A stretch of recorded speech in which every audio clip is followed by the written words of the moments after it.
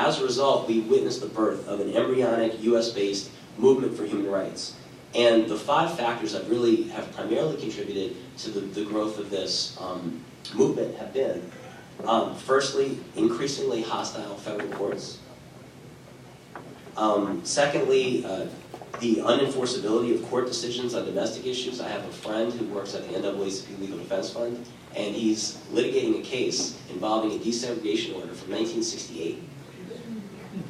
So, there's definitely some frustration around the unenforceability of court decisions.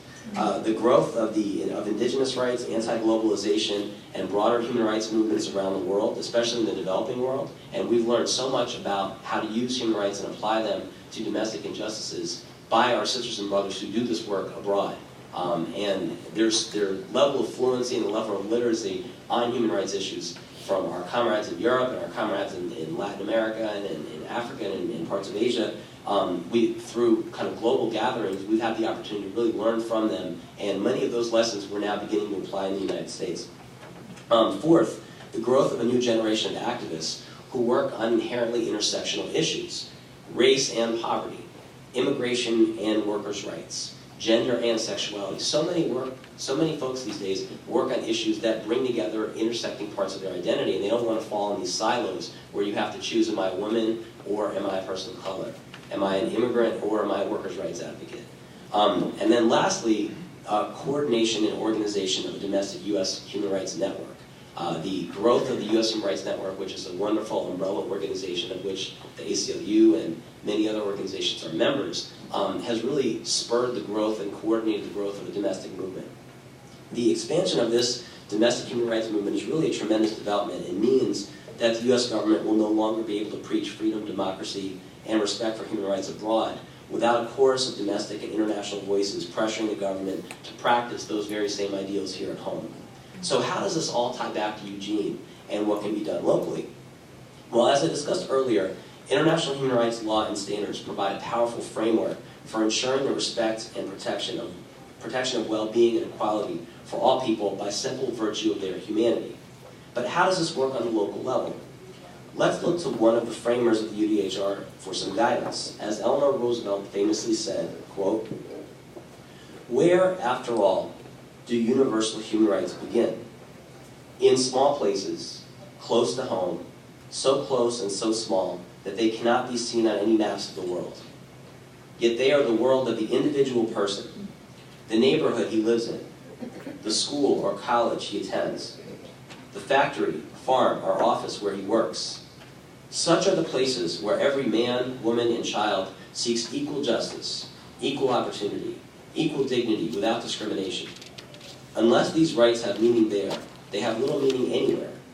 Without concerned citizen action to uphold them close to home, we shall look in vain for progress in the larger world." I'm going to read that last sentence again. Without concerted citizen action to uphold them close to home, we shall look in vain for progress in the larger world.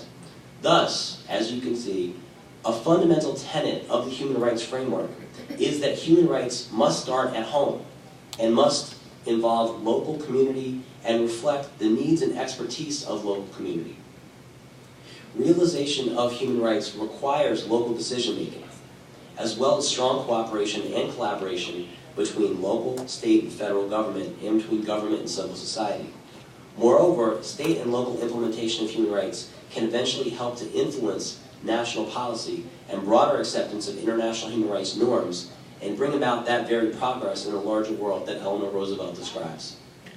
As members of the City of Eugene Human Rights Commission, and many of you know, state and local human rights agencies can and now are playing a critical role in promoting and protecting human rights close to home.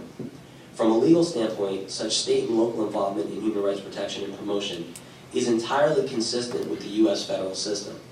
Indeed, under the Supremacy Clause of the United States Constitution, for those playing at home, that's Article 6, Section 2, ratified treaties are the, quote, supreme law of the land, and judges in every state shall be bound thereby. Moreover, in consenting to each of the treaties that the U.S. has already ratified, the U.S. Senate has noted that in light of our federal system, human rights treaty obligations will be implemented by state and local governments to the extent that they can exercise jurisdiction over such matters. Thus, human rights treaties are intended to be implemented at the local level with a great amount of democratic input. Let me give one example. Many of these international treaties, such as CERD, the Racial Discrimination Convention, provide mechanisms and opportunities for reporting on conditions within communities, training government officials, as well as community to promote equality and non-discrimination, and eventually issuing recommendations for future action. Importantly, they also provide a set of standards that local governments can and should adhere to in administering their own laws and policies.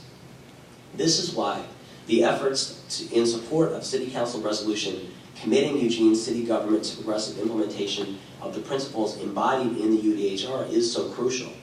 By embracing the full range of civil, political, economic, social, and cultural rights, Eugene can holistically address some of the city's most important human rights needs and concerns. And this action locally will have a national impact. So when I say it'll have a national impact, why do I say that? Because, and as Shivi will probably speak about later, the city of San Francisco in 1998 implemented the Convention to Eliminate Discrimination locally within the city of San Francisco, and that resulted in all city agencies affirmatively examining their patterns and practices and determining whether or not they had a disproportionately negative impact on women. And when that review took place, in fact, it was realized, wow, there are areas where women, and especially women of color and low-income women, are being discriminated against by virtue of the regular patterns and practices of the city agencies. The result of that was additional funding allocated for child care issues, additional lights being built in areas where there were high rates of sexual assault. Simple things that make a huge difference at the local level, but they can actually be implemented on the ground. Recently, in the city of Chicago, Chicago passed a local version of the Convention on the Rights of the Child. And again, it was with the goal of reaffirming the dignity and the value of all children within the city of Chicago. So when a city or a locality does ratify a treaty or bring human rights to local application, it actually strengthens the national movement around supporting these norms. So why is there such a need at the local level for the efforts such as what you're organizing in Eugene? Well, I'll give a little bit, from the national perspective of the ACLU, I'll give a little bit of a flavor of what we are dealing with at the national level. And you can see how it compares to what you're working on locally. We know that the U.S. holds itself out as a model of freedom, justice, and human rights.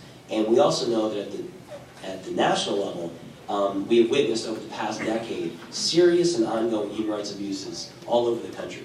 We've seen significant erosion in the protection of civil and political rights with minorities, women, immigrants, children, and the accused among those populations who have suffered the brunt of the abuses. We've seen racial discrimination and racial profiling remain pervasive, and the U.S. government not doing nearly enough to address these important problems and fulfill its obligations under international human rights treaties to which it is bound. Hurricane Katrina exposed to the whole world many of the grave and persistent economic and social disparities in America and their impacts in African American and other minority communities. We've seen immigrants get scapegoated. The government sharply has limited the ability of immigrants to challenge their detentions in court, and immigrants face longer periods of detention and discrimination in prisons. We've seen South Asian, Arab, and Muslim communities be targeted and profiled post 9/11, but let us not also forget that these groups face discrimination and inequality pre-9/11 as well. Ken mentioned a little bit earlier about some of the work that we do with regard to immigrant workers, and I want to highlight some of the vulnerable groups of immigrant workers. I know many of you work on issues affecting immigrant workers locally.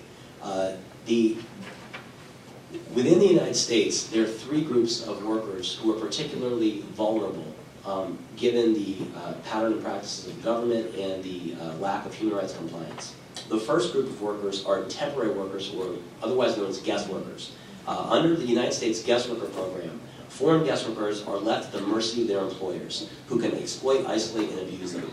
Guest workers often arrive in the U.S. deep in debt after paying exorbitant amounts of money to recruiters who promise them jobs overseas. With inadequate governmental oversight of labor abuses in the guest worker program, it's only after they arrive in the U.S. that these workers discover that they have no way to escape an abusive situation, because under the terms of the guest worker program, these workers are unable to lawfully transfer their visas from one employer to another. So you essentially become the disposable property or commodity of that employer.